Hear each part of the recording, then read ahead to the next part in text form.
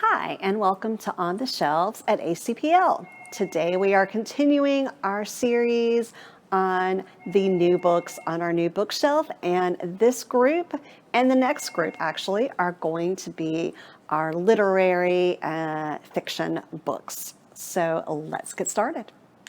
Our first book is The Island Child by Molly Aitken. Una grows up on the island of Innis off of the coast of Ireland.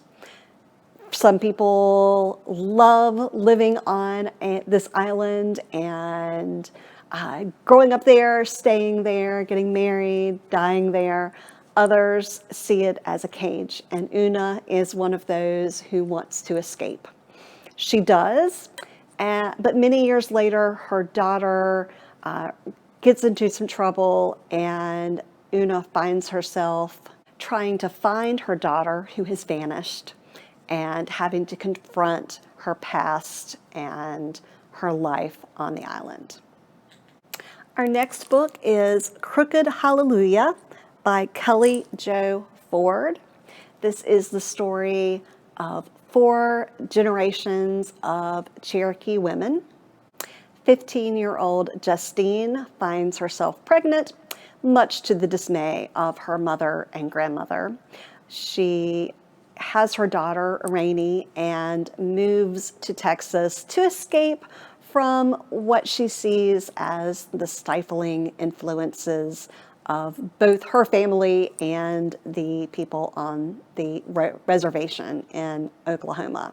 But Rainey, what she sees is a mom who works all the time and never is, her mom's trying to make a better life for her, yes, but she never sees her mother, and she feels very disconnected as well from her grandmother and great-grandmother in Oklahoma.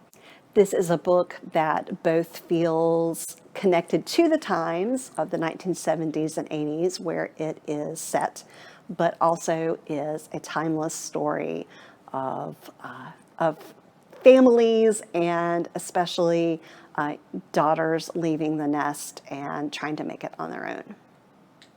Our next book is If I Had 2 Wings by Randall, Kenan. It is a book of short stories. One, a rich man is being haunted by a hog. Another, an elderly man is having a tirade against his carers.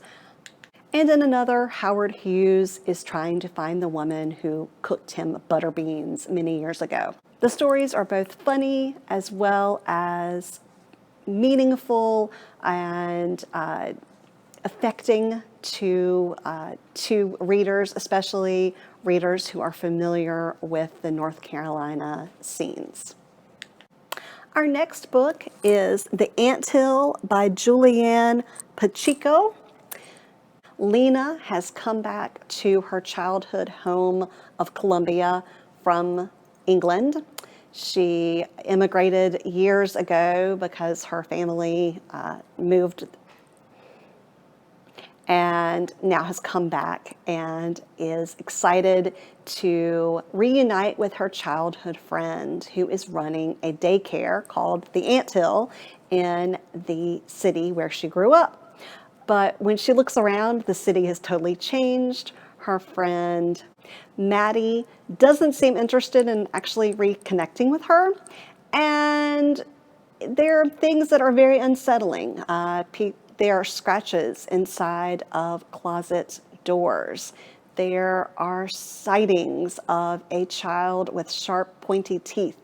And so she is wondering if she brought this back with her or has awakened something that perhaps maybe led to her family leaving in the first place. So partially a supernatural story, but also a story about coming home and how that never usually turns out the way that you expect it to. Our next book is A Girl is a Body of Water by Jennifer Nansubuga Makumbi. Karabo is 13 years old.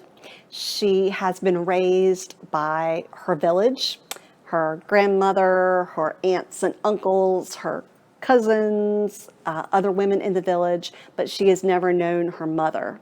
She feels as she's coming of age that there is a second being inside of her, a second woman who is rebellious and outgoing while she is more obedient and meek and kind. She studies with the local witch who says, yes, your mother is alive. She is not ready to meet you yet, but she is alive. And you have a little bit of the first woman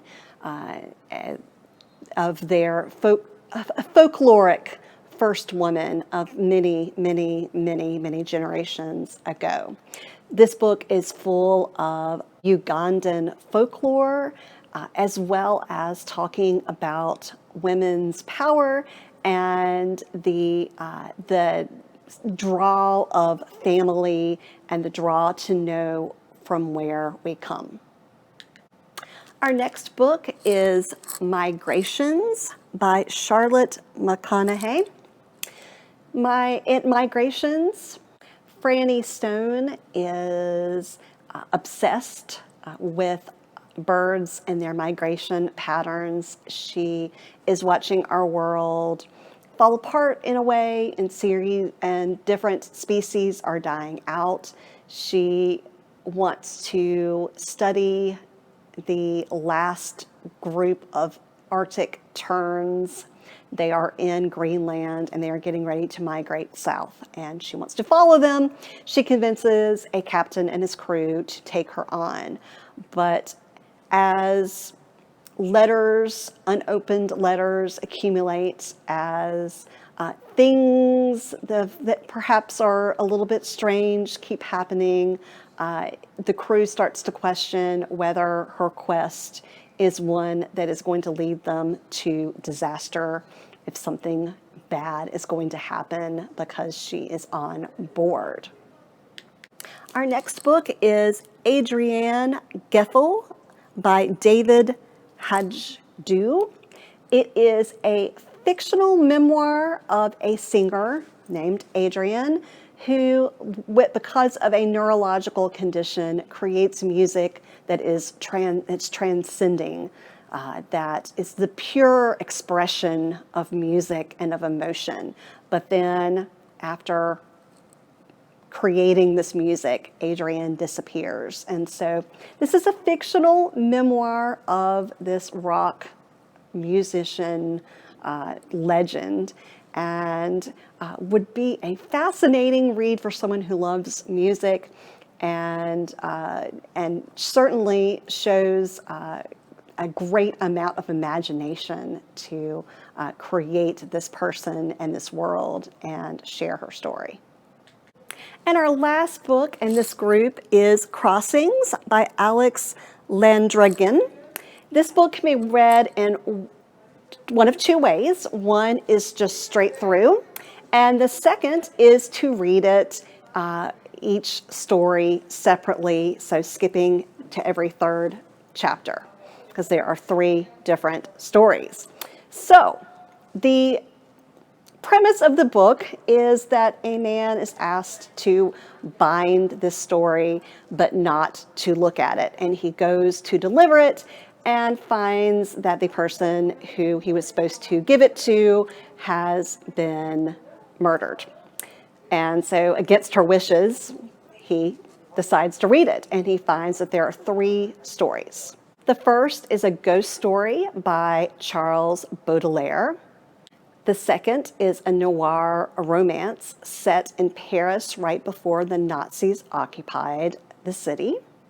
And the third is a fantastical memoir written by a woman who says she's lived in different bodies throughout time. So this book sounds like it would be really fascinating to read, both straight through and reading, the story of each one of these different stories that are intertwined, because they do all come together in the end. So those are our new literary fiction books. If you would like to put any of them on hold, you can call any of our branches, or you can go onto our website, alamancelibraries.org, and click on catalog. Thanks, and we'll see you next time on the shelves.